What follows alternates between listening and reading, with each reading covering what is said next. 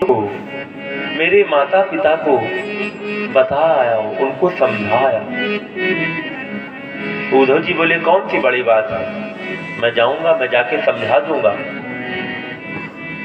अगर तुमको याद करती होगी तो मैं उनकी याद खत्म करवा दूंगा, मैं उनको ऐसा उपदेश दे दूंगा।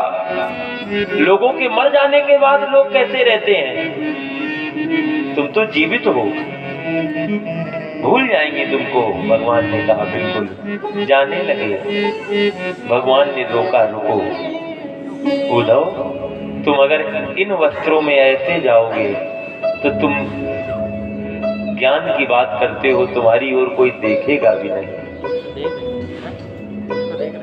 भगवान ने अपना पीतांबर, अपनी मोर मुक्ति दी है, पीतांबर डाला है, मोर मुक्ति लगाई है, और रथ में बैठ करके उद्धव जी गए हैं कहां, ब्रज की। भगवान की प्रतीक्षा में ग्वाल बाल रोज आकर के उस मार्ग पे बैठते हैं जिस मार्ग से भगवान गए थे मथुरा। प्रतीक्षा में क्यों? क्योंकि परसों कह के गया था, वर्षों हो गए, लेकिन मेरा कन्हैया कह के गया था तो आएगा जरूर, न जाने कब आ जाए। और अगर हम लोग उसे मार्ग में नहीं मिलेंगे तो धिक्कार है हमारी मित्रता पर, व्यर्थ है हमारा जीवन। जो सब कुछ भूल करके भगवान के लिए लगता है, भगवान भी सब कुछ भूल कर उसके लिए लगते हैं। भगवान का एक सखा है मनसुखा, वो भगवान से बहुत नाराज है। रोज आकर के बैठते हैं, तपती दोपहर में तपते हैं, गौओं को वृक्ष के नीचे बिठाते हैं, लेकिन अपना धूप में खड़े रहते हैं, साधना करते हैं मानो गोविंद को बुलाने की। लेकिन भगवान ना आज आ रहे हैं ना कल आ रहे हैं। अचानक एक रथ आता दिखाई दिया, ग्वाल वालों ने देखा, खुश हो गए। अरे मनसुखा देखना, कन्हैया आ गया, देख रथ आ रहा है कन्हैया का। मनसुखा बोला मैं बात नहीं करूंगा कन्हैया से। ग्वाल वालों ने समझाया, अरे बात ना करना, आ तो जा। लेकिन रथ नजदीक आ गया, रथ से कोई उतरा नहीं। तो ग्वाल वालों ने कहा इस रथ में हमारा कन्हैया नहीं हो सकता।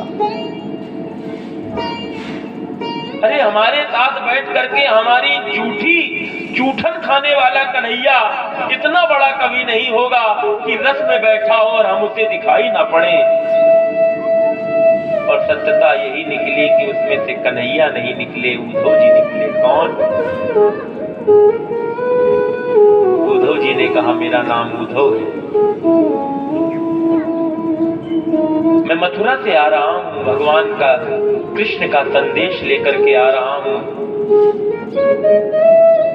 मुझे मैया यशोदा के पास जाना है, नंद बाबा के पास जाना है। ग्वाल वालों ने कहा अगर यशोदा मैया के पास जाना है, ग्वाल वालों के पास जाना है, तो ये देख रहे हो जो पानी बह रहा है, पास में पानी बह रहा था। उद्धव जी ने कहा हाँ देख रहा हूं। बोले इस पानी को देखते हुए चले जाओ, जहां से ये पानी निकल रहा हो समझ लेना वही यशोदा मैया का भवन है, समझ लेना वही नंद बाबा मिलेंगे, समझ लेना वही तुमको सब मिलेंगे। उद्धव जी पानी को देखते देखते पहुंच गए और मैया यशोदा के भवन के आगे आकर के आवाज लगाने लगे, नंद बाबा, नंद बाबा। अंदर से यशोदा मैया निकल के आई और आकर के मुंह पे उंगली रख के बोली चुप हो जाओ, शोर मत करो। क्यों? मेरा लाला सो रहा, मेरा कन्हैया पालने में सो रहा है। ये उन्माद है माँ का, इतने वर्षों के बाद भी जो इतना कम नहीं हुआ। रोज कन्हैया के लिए माखन बनाती है माँ, रोज पद्मगंधा का दूध, उस गौ का दूध मैया चढ़ाती हैं। रोज नंद बाबा को भेजती हैं, जाओ ताजे ताजे फल मंगवाओ, लेके आओ, मुझे कन्हैया को खिलाने हैं। 8 बार दिन में भोजन कराती थी मैया। तभी तो 56 भोग का प्रसाद लगा गोवर्धन पर्वत में। एक दिन में 8 बार खिलाती थी। 7 दिन भगवान ने कुछ नहीं खाया, तो 8वें दिन भगवान को इसीलिए 56 भोग लगाए गए। दिन में 8 बार भोजन कराने वाली मैया 8 बार की व्यवस्था रखती है। उद्धव जी ने मैया यशोदा की स्थिति देखी, तब तक नंद बाबा आ गए। पुरुष थोड़ा कठोर होता है। गोस्वामी जी ने लिखा, पुरुष प्रताप प्रबल सब भांति,